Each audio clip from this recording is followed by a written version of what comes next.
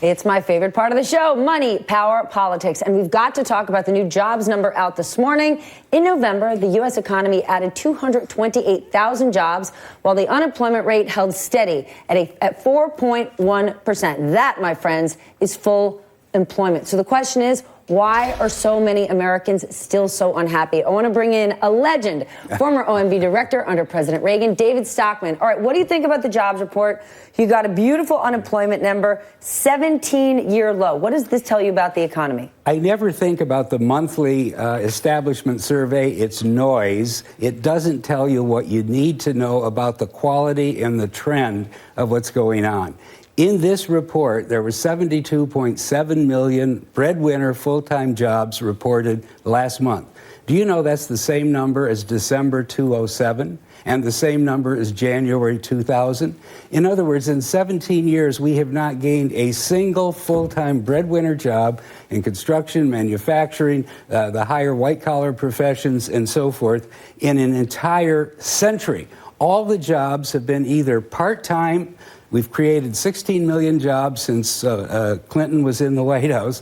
All of them have been either part-time or in health and education, which depends on governments which are insolvent everywhere in the United States. So this is not a sign of health. This is a sign of obliviousness on Wall Street and in Washington to how serious our economic challenges are. These are part-time jobs that people need to have 2, 3, and 4 of to make ends meet, that don't provide you with insurance or coverage or time off. Yeah. So many who are backing this GOP tax plan are saying this plan is going to help wages. It's going to help wages increase. It's going to help bring people back to work. I want you to compare that jobs number that everybody likes to this plan, because there's a piece you put out that I love. Okay.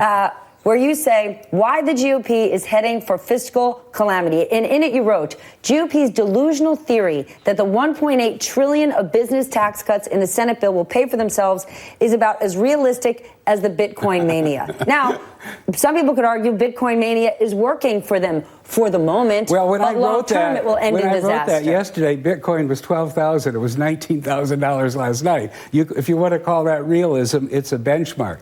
My point is that there is no evidence that after-tax increases in cash flow will be invested or will go to jobs or to wages or to expanded payrolls. It's going to go into stock buybacks, dividends, other capital transactions. It'll go to shareholders. It is a huge mistake.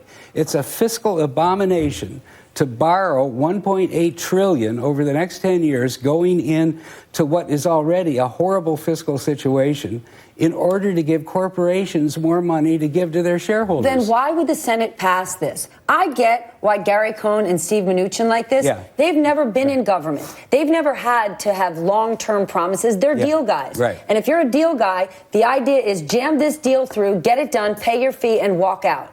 If you're an elected official, you can't walk out. Why would they pass this? And especially if you look at the popularity of this thing, 29% of the American people are approving this plan. Right. Well, look, it's a bill of the lobbies, by the PACs, and for the money. That's all it's about. It is not about... One more time. It's a bill of the lobbies, by the PACs, and for the money. It's a swamp creature. It is not aimed at the middle class. It's not a supply-side tax cut. It does not cut marginal rates. And besides that, here's the key thing.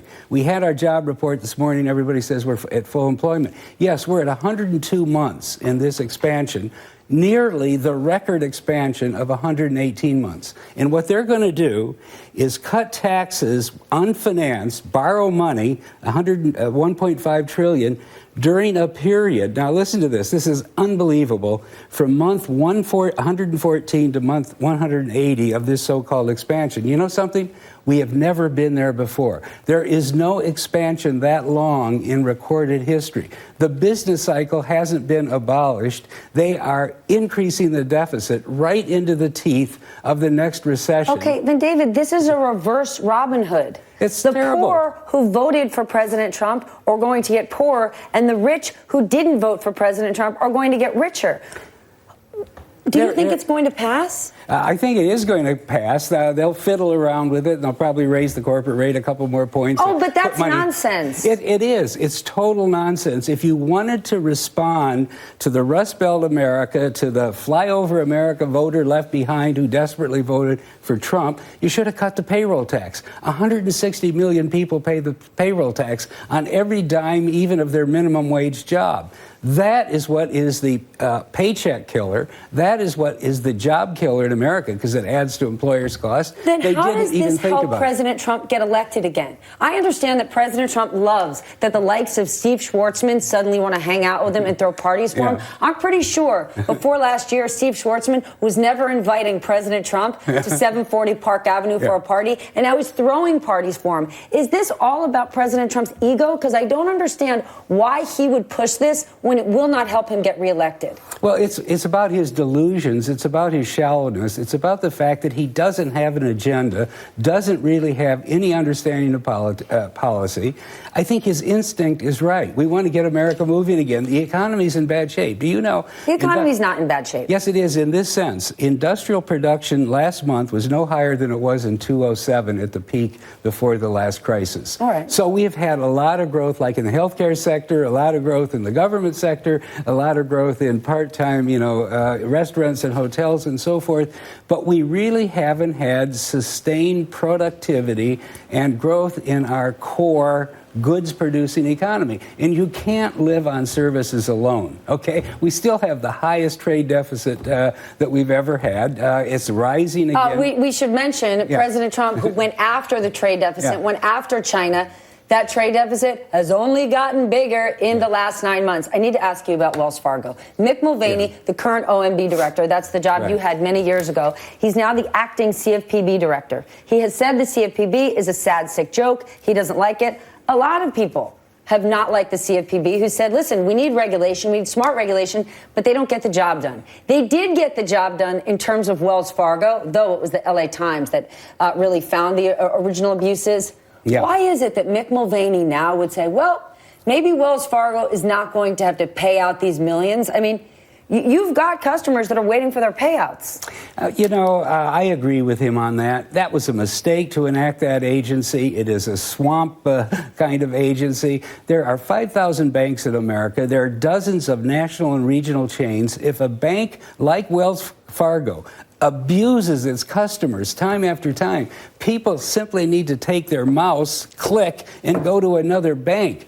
This is consumers can handle this problem. We don't need the nanny state in Washington with a bunch of, liberal arts graduates being hired at $80,000 a year to muck around in the banking system. I really think he's right. Just because it's called the CFPB doesn't mean it's getting the job done. But you can get rid of the CFPB. Should we now say Wells Fargo, for example, that's been hit with these fines, shouldn't have to pay them?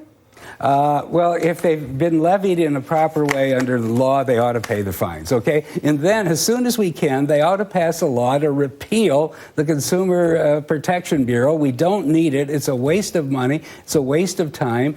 And force the banks to compete more. The way I would force the banks to compete more is break up the big banks. We do not need multi-trillion-dollar banks with multi-trillion-dollar balance sheets. So break up the big banks, then you won't need it. Glass-Steagall, he's looking at you. Oh, no, Don Jr., what are you going to do when you're going to say this is just a liberal agenda? David Stockman, OMB director under Ronald Reagan, says get rid of the CFPB, says it's a swamp, but also says your GOP tax plan stinks the big